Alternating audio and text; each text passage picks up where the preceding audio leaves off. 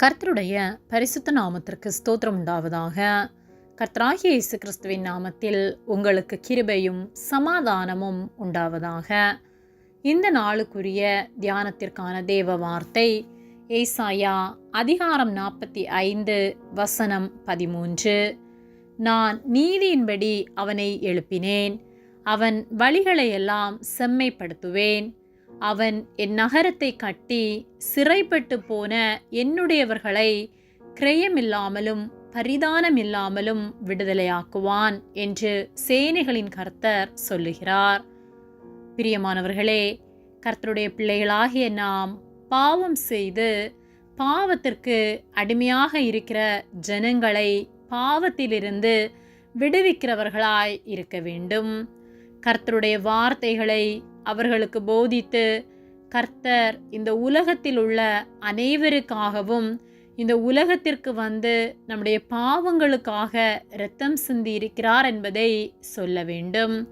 அவருடைய இரத்தத்தினால் கழுவப்பட்டு நாம் மீட்கப்படுவோமானால் நம்முடைய பாவங்கள் மன்னிக்கப்பட்டு நாம் சமாதானத்தோடு அவரோடு நித்தியமாய் வாழ முடியும் என்பதை நாம் ஒவ்வொருவருக்கும் அறிவிக்கிறவர்களாய் இருக்க வேண்டும். ஏசாயா 45:13 நான் நீதியின்படி அவனை எழுப்பினேன், அவன் வழிகளை செம்மைப்படுத்துவேன். அவன் என் நகரத்தை கட்டி சிறைப்பட்டு போன என்னுடையவர்களை கிரயமில்லாமலும் பரிதானமில்லாமலும் விடுதலையாக்குவான் என்று சேனைகளின் கர்த்தர் சொல்லுகிறார் என்று சொல்லப்பட்டுள்ளது. நாம் பாவத்திற்கு அடிமையாக இருந்தபோது கர்த்தர் அவருடைய நீதியின்படி, அவருடைய இரக்கத்தின்படி, அவருடைய கிருபையின்படி நம்மை தேடி வந்து நம்மை ரட்சித்தார்.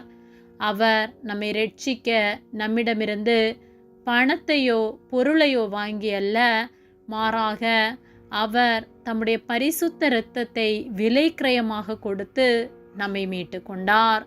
நம்முடைய வழிகளை எல்லாம் அவர் செம்மைப்படுத்தினார். அவரால் மீட்கப்பட்டவர்களாகிய நாம் சிறைப்பட்டு போன ஒவ்வொருவரையும் கிரயமில்லாமல் பரிதானமில்லாமல் விடுதலையாக்க வேண்டும். அதற்காகவே கர்த்தர் நம்மை மீட்டெடுத்துள்ளார். எல்லாரும் ரட்சிக்கப்படவும் கர்த்தரை அறியும் அறிவடையவும் கர்த்தர் சித்தமுள்ளவராயிருக்கிறார் என்று வேத வார்த்தை சொல்லுகிறது. ஆகவே அனைவரும் ரட்சிக்கப்பட்டு ஒவ்வொருவரும் அவருக்காக வாழ, அவருடைய அன்பை உணர்ந்து அவர் வார்த்தைகளின்படி நடக்க நாம் வழிகாட்டுகிறவர்களாய் இருக்க வேண்டும். கர்த்தர் நம்மை அழைத்த நோக்கத்தை, அவர் நம்மை ரட்சித்த நோக்கத்தை நிறைவேற்றுகிறவர்களாக இருக்க வேண்டும்.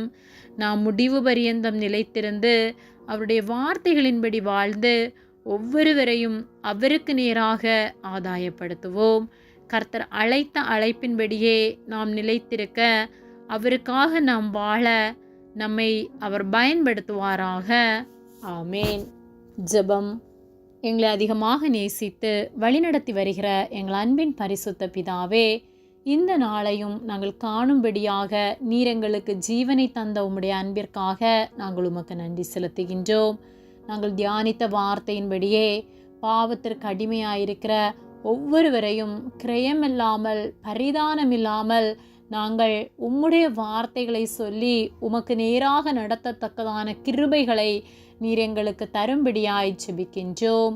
ஆத்ம ஆதாயம் செய்து உம்முடைய ராஜ்யத்தை கட்டுகிறவர்களாய் எங்களை நீர் மாற்றும்படியாய் ஜெபிக்கின்றோம். உதவி செய்கிற உம்முடைய அன்பிற்காக நாங்கள் உமக்கு நன்றி செலுத்துகின்றோம். எங்களை உம்முடைய கரத்திலே ஒப்பு கொடுக்கின்றோம். இயேசுவின் நாமத்தில் ஜெபிக்கின்றோம் ஜீவனுள்ள நல்ல பிதாவே, ஆமேன். கர்த்தர் உங்களை ஆசீர்வதிப்பாராக.